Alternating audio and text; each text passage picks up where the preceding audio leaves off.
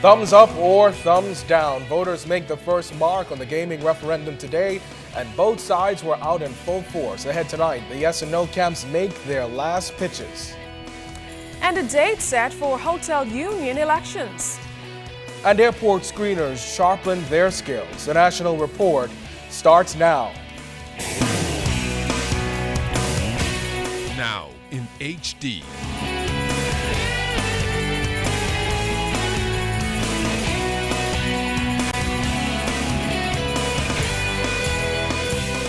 ZNS Network presents The Bahamas Tonight.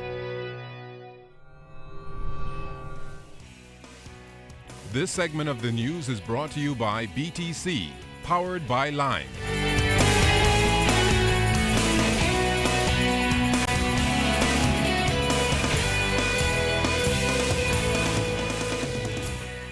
The advanced poll in the gaming referendum closed an hour ago, with officials reporting a slow and steady stream of voters. Good evening, everyone. I'm Keishla Adderley, and welcome to the Bahamas Tonight. And I'm Kendino Knowles. Well, more than 6,000 people registered to vote in the advanced poll, with 9 polling stations overseas. Members of the uniformed branches voted alongside students and government workers stationed abroad. Our Andrew Knowles reports on how things progressed at the 2 polling stations here in New Providence. Good evening, Andrew. How did it go today? Good evening, Keishla. Well, I can tell you things were certainly not as they were at the May 2nd advance poll, although on the outside of the polling stations, large crowds gathered to push their cause. This time, there were no party colors, but a just as vigorous campaign by members of the Vote Yes and Vote No camps.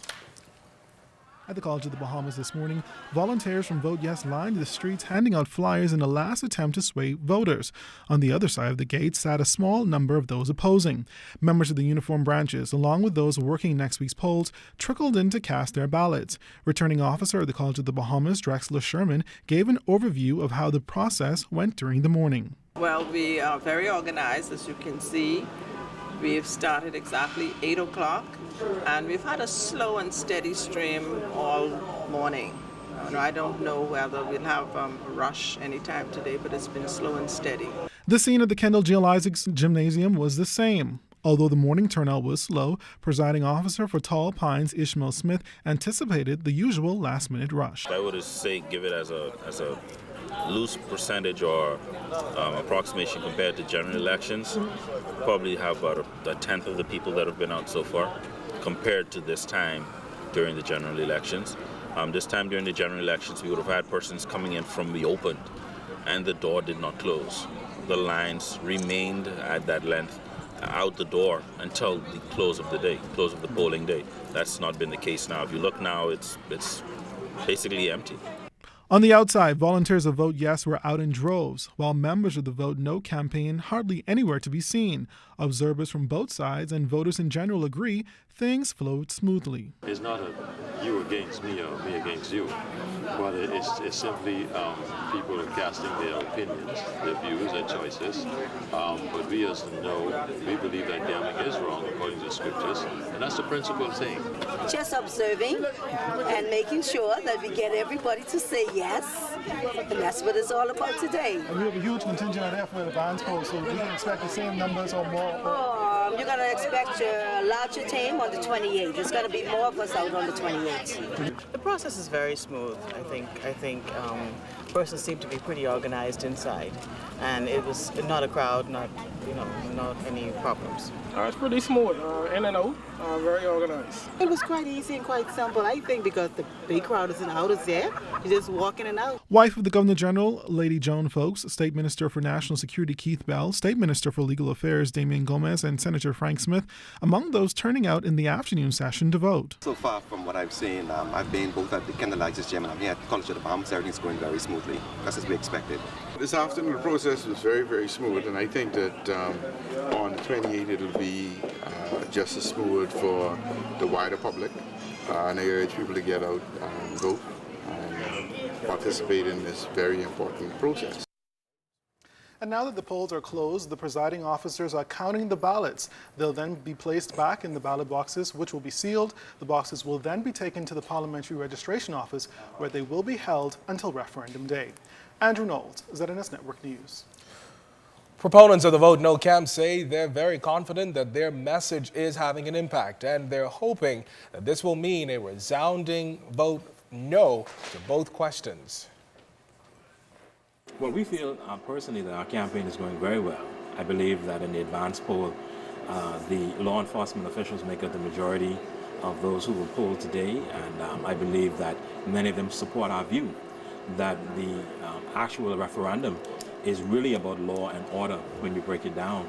And this is an opportunity for the Bahamas and Bahamians to deal with the issue of illegal web shop industries or the illegal web shop gaming on the ballot. And so I believe that many in law enforcement share the view that there's been a frustration within their ranks to deal with the matter. And this vote really gives them the first opportunity to express their feelings towards this industry that's been allowed to flourish in our country illegally.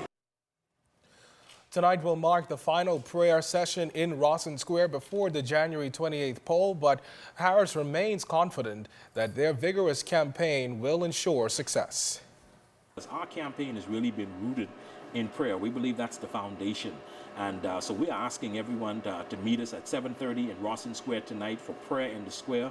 And this is the last prayer in the square before referendum day. And we're planning one even after referendum day because we're believing that we're going to be successful. This coming Friday is our big rally. It's our Vote No mass rally scheduled for R.M. Bailey Park.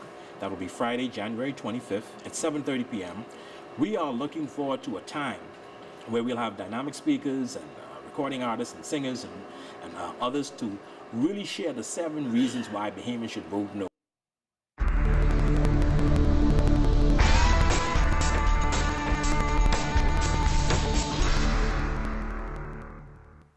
It is time for your first look at weather. We have some clouds rolling in. We'll tell you why that is happening. But outside of our studios, we have a temperature of 76 degrees under partly cloudy skies, a relative humidity 66%, winds out of the south-southeast at 3 knots, your barometric pressure 1,016.3 millibars. That's 30.01 inches, and it is rising. But stay tuned. We'll still have temperatures around the Farming Island, boating and travel weather still to come.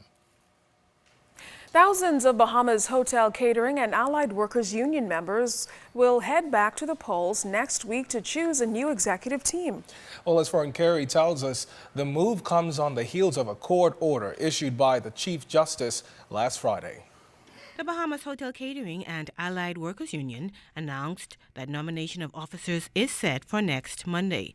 This comes just 2 days after Chief Justice Sir Michael Barnett ordered union executives to hold elections no later than February 28th of this year, following a months-long court battle between former union shop steward Dave Beckford and executives of the union, mainly over when elections should be called. Nomination of officers is scheduled from 9 a.m. to 12 noon on January 29th, while election of officers will take place at the 2-day triannual general meeting, February 25th to 26. Union President Nicole Martin says she and her team are ready for elections and are doing everything in their power to be fully compliant with the court order. She called the recent court battle a tremendous setback, noting that her administration was seeking to bring stability to the union. Meantime, Martin says she will run for president in the upcoming election, noting that changing the hotel union's constitution will be a top priority if her administration is returned to office. She indicated that the constitution contains outdated information, which is contradictory in some cases. Concluding contracts for major hotels and small properties will also be priorities, according to Martin. Fern Carey, ZNS Network News. Security personnel get screened for the next level. And the search continues for the top primary school student in the country. You're watching the Bahamas Tonight in HD. This portion of the news was brought to you by McDonald's.